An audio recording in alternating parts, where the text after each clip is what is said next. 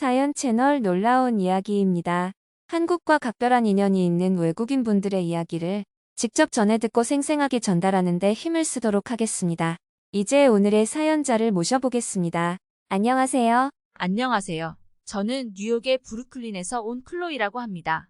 오늘 제가 여기 찾아온 이유는 유럽 여행 중에 만난 한국인들 덕분에 제가 죽을 뻔한 고비를 무사히 넘기고 뉴욕까지 안전하게 갈 수 있었던 사연을 놀라운 이야기 시청자 여러분께 전달해드리고 싶어서입니다.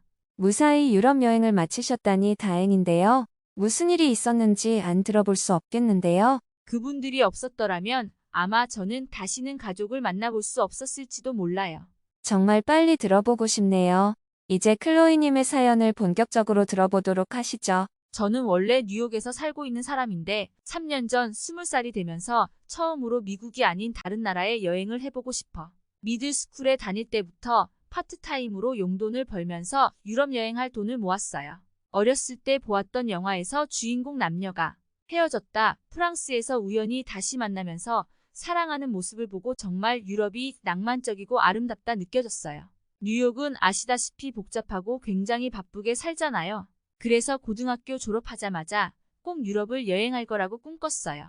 거의 6년 가까이를 햄버거 가게와 베이비시터를 병행하면서 용돈을 모았더니 호화스러울 만큼은 아니지만 유럽 여행을 하고도 충분히 남을 정도로 모았어요. 그렇게 마침내 고등학교를 졸업하고 대학교 가기 전 여유 시간을 활용해서 파리행 비행기를 끊고 8시간 가까이 걸쳐 도착한 프랑스는 생각보다 아름답진 않았지만 공항에서 느껴지는 사랑의 냄새가 제 마음을 후벼 팠어요. 그렇게 꿈에 그리던 유럽 방방곡곡을 여행하면서 사진도 정말 많이 찍었고 미국에서 먹어보지 못한 맛있는 음식들도 먹으면서 하루 종일 돌아다녔어요. 그러다 런던에서 점심을 먹고 에든버러로 넘어가려는데 갑자기 배가 너무 아픈 거예요.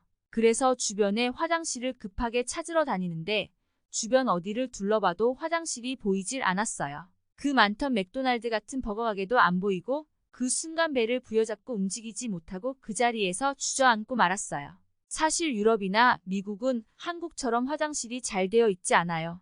지하철 같은 역사에서도 지은 지 정말 오래된 노후 건물이라 화장실이 없고 심지어 고급 백화점 같은 곳에도 층층마다 있는 것이 아니라 특정 층에만 있고 심지어 요금을 받기까지 해요. 아무튼 그렇게 바닥에 주저앉아 움직이지 못하고 배를 부여잡고 있는데 갑자기 아시안계 여성분이 멀리서 뛰어오시더니 이봐요 괜찮아요? 하시는 거예요. 그래서 저는 말도 못할 정도로 아파서 겨우 배가 너무 아파요 라고 말했더니 갑자기 일행분을 향해 소리치며 이쪽으로 오라고 말했어요. 그러더니 그 일행분이 저에게 바로 누워보라고 했지만 저는 바로 누울 수조차 없을 만큼 아파서 힘들다고 했죠. 그러고선 바로 응급차를 불러 응급실로 갔습니다. 그 응급실로 향하는 약 10여 분의 시간은 저에게는 마치 10시간 같은 고통이었어요. 이대로 정말 죽어버리는 건 아닌지 생각까지 들었으니까 말이죠. 그렇게 도착한 병원에서 CT까지 검사하고 치료실에서 기다리고 있는데 정말 심각한 병이 아닐까, 이대로 뉴욕으로 돌아가지 못하는 건 아닌가. 집에 계신 부모님 생각도 나고 매일 싸우기만 하던 남동생 메이슨도 생각이 나고 그렇게 걱정이 이만저만이 아닐 때 그때 저를 발견해서 달려와 주셨던 아시안 분들이 들어오셨고 제가 검사 끝날 때까지 밖에서 기다렸다가 들어온 거더라고요. 그분들 생각하면 지금도 너무 고맙고 감사한 마음이 계속 들어요. 그때 얘기를 들어보니 한국인 분들이셨고 그분들도 일주일간 유럽으로 여행 온 관광객 분들이셨어요. 또 제 상태를 확인해 주셨던 다른 한 분은 한국에서 병원을 오랫동안 운영하셨던 한의사라고 했어요. 다행히 그분 덕에 빠르게 위험한 상황을 알아차리고 응급실로 갈 수 있었고요.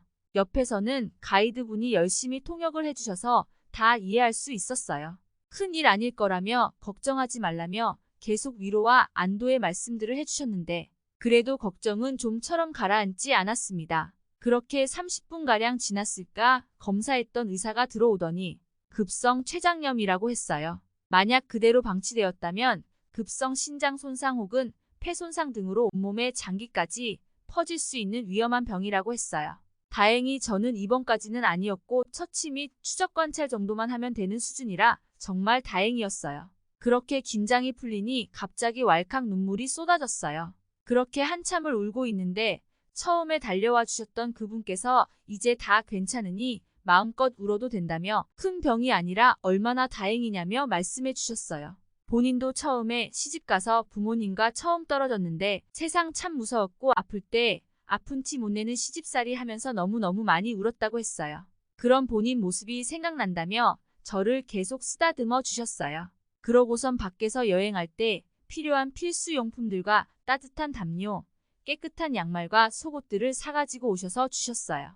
그렇게 저희 부모님처럼 걱정해 주시며 제 상태를 확인해 주시고는 다음 일정이 있어 가봐야 한다며 자리를 떠나기까지 걱정스러워 하시는 모습을 보면서 먼 타국에서 잠시나마 부모님 같은 따뜻함을 느끼며 텅 빈 치료실에서 또 다시 눈물이 흘러나왔습니다. 다행히 한국분들 덕분에 수액치료와 약물치료도 무사히 끝이 났고 걸어서 숙소로 돌아올 수 있었어요. 아무래도 증상이 있었던 터라 유럽 여행은 더 이상 하지는 못하고 저도 이른 귀국을 할 수밖에 없었어요.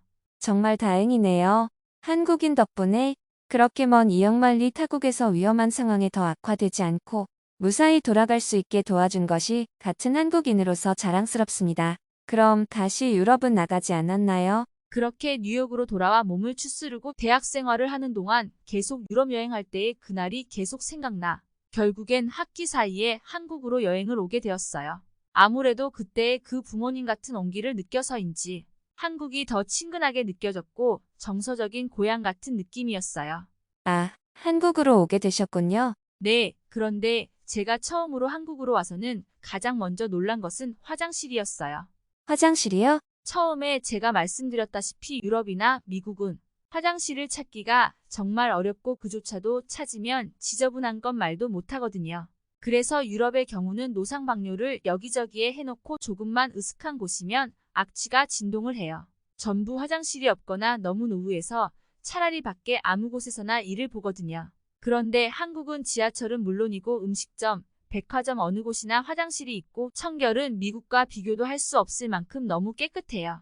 심지어 음식점이나 백화점이 아닌 길거리에 공중화장실도 있고 거기다가 무료이기까지 하니 정말 기절할 정도로 너무 신세계였어요. 저희는 너무 당연한 문화라 생각했는데 외국인 입장에서는 아닐 수도 있겠군요. 네, 아무튼 그렇게 화장실에 놀란 것도 잠시 그 부모님 같던 분들의 연락처라도 안 받았던 것이 너무 후회가 되고 그 분들을 다시 만나지 못해 아쉬운 건 말로 표현할 수도 없어요. 저도 너무 안타깝습니다. 마지막으로 그분들에게 하시고 싶은 말씀이 있으시다면요. 그분들을 만나면 그때 너무 감사했고 고마웠다고 꼭 전해주고 싶어요. 네, 감사합니다. 혹시 그때 런던 시내에서 20대 미국 여성의 응급실행을 도왔던 한국 일행분들이 이 방송을 보신다면 꼭 저희 쪽으로 연락을 주세요. 그러면 클로이님과 만남을 도와드리도록 하겠습니다. 지금까지 다양한 사연을 전해드리는 채널 놀라운 이야기였습니다. 감사합니다.